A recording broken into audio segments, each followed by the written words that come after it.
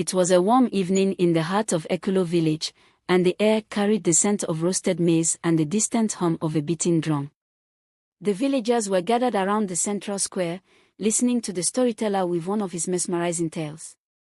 The firelight danced on his wrinkled face as he leaned forward, his voice low and deliberate, ensuring every word dripped with suspense. "Linda," he began, his eyes scanning the crowd, "is no ordinary python. She is the spirit of the forest, a protector, but also a punisher of those who show no respect for nature. She is as old as the trees themselves and as powerful as the gods." The younger ones listened with wide eyes, huddling closer to one another. Amora, a curious and kind-hearted girl, asked, "Has anyone ever seen Linda and lived to tell the tale?" The storyteller chuckled dryly, his gaze distant as if lost in thought. "Those who have seen her," he replied, "either return as different people or don't return at all. Linda sees into your soul. She knows your intentions. If you walk with respect, she will guide you. If not, the forest itself will turn against you."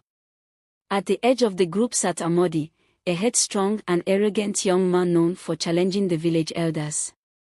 He rolled his eyes, stifling a yawn. "These are just stories to scare children and keep us from exploring the forest. A python is just a snake, nothing more," he scoffed.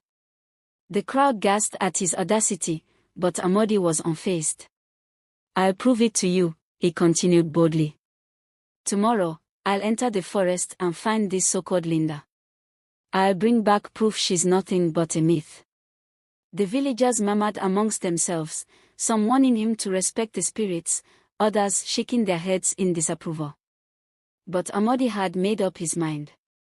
The next morning, as the sun began to rise, Amodi stood at the edge of the dense forest with a machete slung over his shoulder. His younger brother, Kin, ran after him, his face pale with fear. "Amodi, please," Kin pleaded. "The elders have warned us time and time again.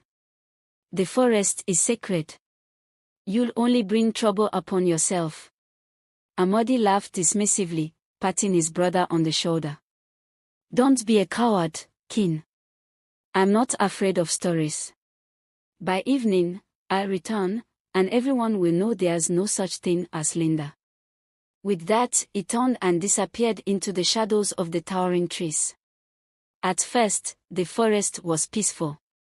The air was cool, filled with the chirping of birds and the rustling of leaves. Amodi felt confident, cutting through vines and whistling a tune to himself. But as he ventured deeper, the atmosphere began to change. The trees seemed to close in around him, and the once lively forest grew unnervingly quiet. The chirping stopped. The rustling ceased. All that remained was the sound of his own breathing and the crunch of leaves underfoot. Amodi paused, wiping sweat from his brow. "It's just a forest," he muttered to himself, though his heart began to race. He continued forward, but with each step, the silence seemed to grow heavier, pressing down on him like a weight. Then he heard it, a low, deep hiss that sent a chill down his spine.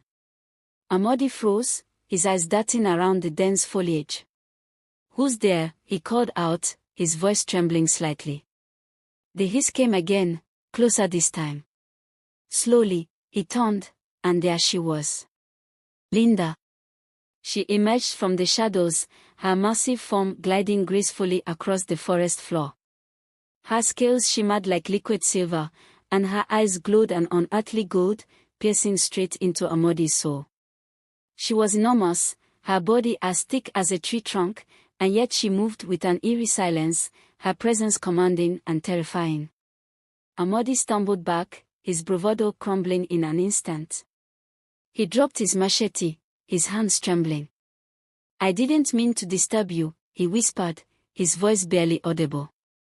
Linda raised her head, towering above him, and let out a low, resonant hiss that echoed through the trees. Her gaze held him captive, and in that moment, he felt as if she could see everything: his pride, his arrogance, his disrespect. Suddenly, the ground beneath him seemed to shift. The trees loomed taller, their branches twisting into menacing shapes. The forest itself seemed alive, pulsating with an ancient energy. Amadi tried to run, but his legs wouldn't move. Linda coiled around him, not to harm, but to hold him in place. Her massive body radiated warmth, and as her glowing eyes bore into his, images began to flood his mind. He saw himself as a child, playing by the river with his brother, laughing without a care. He saw the moments he had taken from the forest without giving thanks, the times he had ignored the warnings of the elders. He saw the balance of the forest disrupted by greed and thoughtlessness, and for the first time, he understood. When Amodi awoke, he was lying at the edge of the forest, the morning sun filtering through the trees. Kin was kneeling beside him, shaking him awake, tears streaming down his face. "Amodi, you're alive," Kin cried, pulling his brother into a tight embrace. Amodi sat up slowly, his body aching but unharmed. He looked around, his heart pounding. Linda was gone, but her presence lingered as if the forest itself was watching.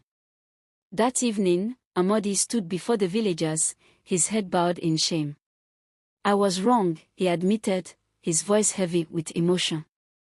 "Linda is real, and she is not just a python. She is the spirit of the forest, the guardian of everything we hold dear. She showed me what I had failed to see, that the forest gives us life, and we must honor it in return." The villagers listened in stunned silence, and from that day forward, Amodi became the forest face's protector. He shared his story with everyone who would listen, urging them to respect Linda and the balance she maintained. And as for Linda, she remained a mystery, her shimmering form glimpsed only by those who dared to enter the forest. But her legend lived on, a reminder of the power of nature and the spirits that watched over Ekolo.